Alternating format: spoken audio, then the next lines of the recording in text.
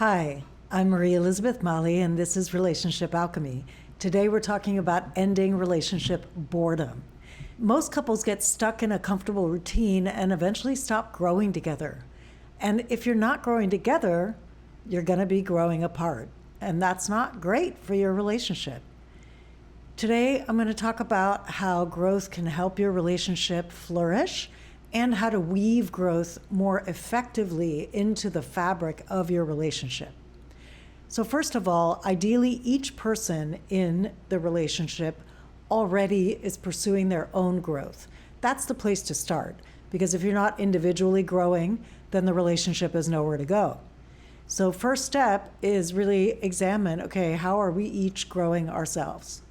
Second, you want to look at, well, how can the relationship, or how can I support you in your growth and you support me in my growth? So you're not relying on the relationship itself to be the source of the growth all the time, but you can have the relationship be a part of how you're each growing, and you can support one another there. Next, as you're supporting each other in each of your own growth individually, the next question to look at is, well, how are we growing together as a couple? Is there a new activity you might want to learn, like taking a dance class or a new sport or a cooking class? Maybe there's a vacation you've been dreaming about, or a new restaurant you want to try. Maybe there's a book you want to read together, like you could alternate reading a chapter to each other in bed at night, and in this way just kind of break up the routine of Netflix, for example. Find something new that you would enjoy doing together and begin to incorporate that into your relationship. The third point I want to cover is really the importance of setting aside time to have a conversation about what feels routine or flat. Like if the relationship is starting to coast on autopilot and it's feeling routine or flat, set a date on the calendar to talk about it. And it's really important that you stick with I statements, that you be super self-responsible here, that you not get into pointing the finger like, well, you're doing this and you're doing that and you're not doing this and you're not doing that. That's not the purpose of this conversation. The purpose of this conversation is to have a frank conversation about what feels flat, what feels routine, and decide if you want to do something about it. It's not about blaming anybody.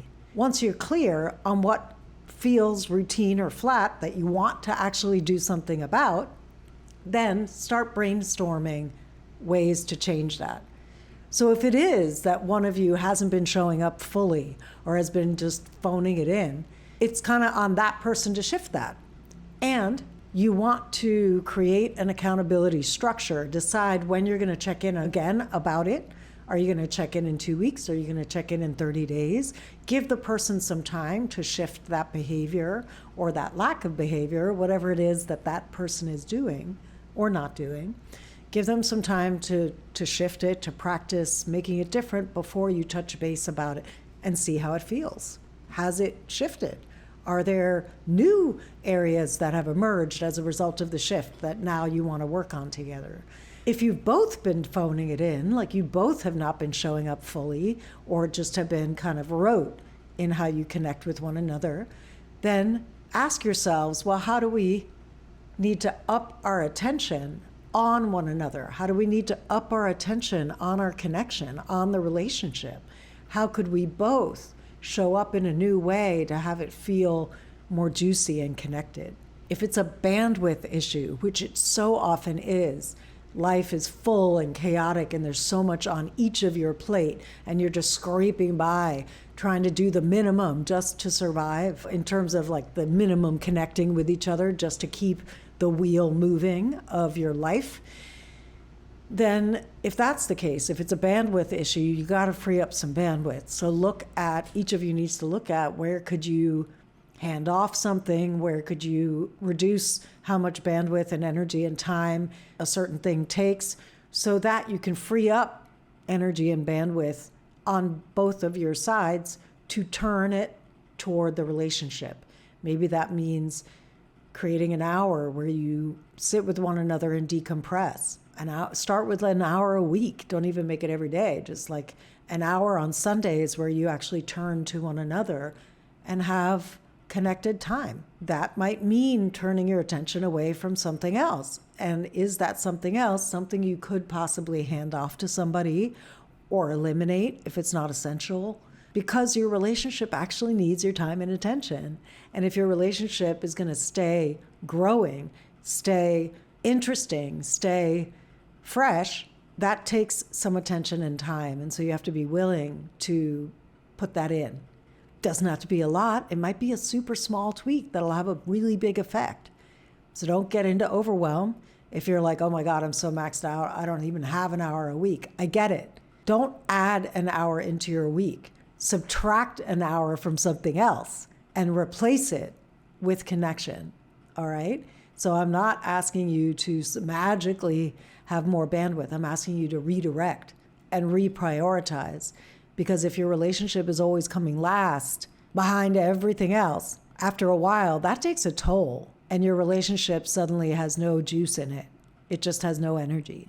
And so what I'm talking about today, when I talk about ending relationship boredom, is I'm talking about multiple ways to preempt ever getting to the place where you wake up and you're like, who is this person that I'm in bed with? We don't have anything in common anymore. Or, who is this person I'm in bed with? I'm so sick of hearing the same fucking stories day in, day out, because they never do anything new. I'm talking about preventing that by these measures that I've talked about today. This has been Ending Relationship Boredom. I'd love to hear from you. If you have a takeaway or a question, you're welcome to respond to me on social media, message me. You can email me through my website. There's a contact form on my website, which is relationshipalchemy.com. On my website, you'll also find my fantastic assessment. It's a 4 to 5 minute assessment, whether you're single or partnered, that will show you really quickly a snapshot into what's working well in your relationship and where you need to put attention to have it be better. So this assessment can be a great precursor to a conversation that you have with one another about what you want to work on, because you already know specifically, hey, this is the area where we need to put some attention because this is the area where we're falling flat. So I invite you to take the assessment, which you can find on my homepage at relationshipalchemy.com. And until next time, remember that a great relationship starts with you.